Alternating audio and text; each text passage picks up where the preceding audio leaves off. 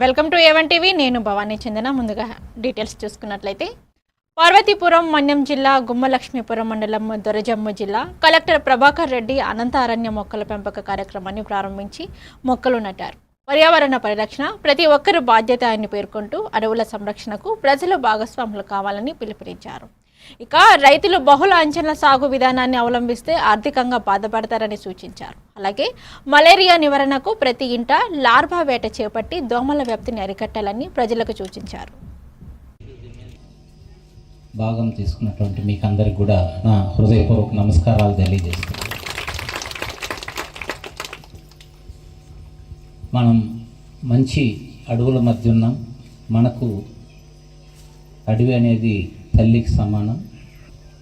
అడవిలో చెట్లని మనం పూజిస్తాం. చెట్లే మన జీవనాధారం. మన ఆరోగ్యం బాగుండాలంటే మనం అన్ని రకాల అన్ని రంగులతో కూడినటువంటి పండ్లు కూరగాయలు నేరుగా తినాలి. కానీ ఇప్పుడు మనం ఏం చేస్తున్నాం అంటే తెల్లన్నం తినడం వల్ల.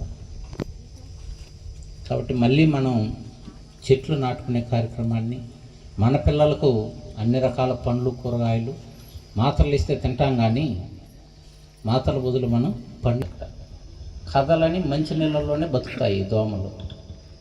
అందుకని లార్వా వేట అని చెప్పి మనం ఆ లార్వాని ఆ గుడ్లని ఎతికే కార్యక్రమం మొదలుపెట్టాం.